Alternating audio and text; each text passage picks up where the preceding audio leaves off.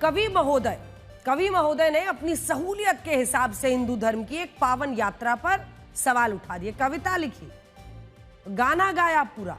उनका कहना है कि इस कविता को लिखने की वजह कावड़ यात्रा के नाम पर उपद्रव करने वाले लोग हैं। लेकिन हम उनसे पूछना चाहते हैं कि क्या अभी हाल में ही हमने देखा था मुहर्रम के नाम पर कई लोगों ने कई जगहों पर उपद्रव किया, तो फिर ये कवि साहब के अंदर का कवि जागा था क्या? उन्होंने मुहर्रम पर होने वाले उपद्रव को देखकर मातम ना मनाना जैसी कोई कविता लिखी है क्या? उन्होंने रामनवमी, हनुमान जयंती, दुर्गा पूजा पंडालों पर मुस्लिम भीड़ की तरफ से होने वाले पथराव को देखकर कट्टरवादियों पथराव न करना जैसी कोई कविता लिखी? आज हम बरेली के उस स्कूली शिक्षक और उनकी कविता का समर्थन करने वालों से पूछना चाहते हैं कि क्या वो इस्लाम के पैगंबर पर टिप्पणी करने वालों से के जो सिर तन से जुदा वाली सोच पर कोई कविता लिख रहे हैं।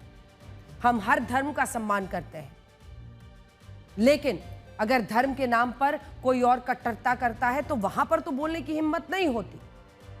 लेकिन यहां पर नाम लेकर कावड़ यात्रा को जानबूझ के कविता में ठूस कर ज्ञान बांट रहे हैं। सच यह है कि कावड़ यात्रा के विरोध में कविता लिखने की हिम्मत करने वाले लोग अन्य धर्मों के खिलाफ ऐसा लिखने या बोलने की हिम्मत नहीं करेंगे, वरना ऐसे खड़े होकर वहां पर आराम से वो कविता नहीं सुना रहे होते। हिम्मत ही नहीं होती। ऐसे लोगों को पता है कि हिंदू सहिष्णु है, सबके विचारों का सम्मान करता है। दूसरे धर्मों के लोग ऐसा वैसा लिखने पर काफी आक्रोशित हो जाते हैं। हालांकि यहां पर भी उनके खिलाफ लोगों ने एफआईआर दर्ज कराई।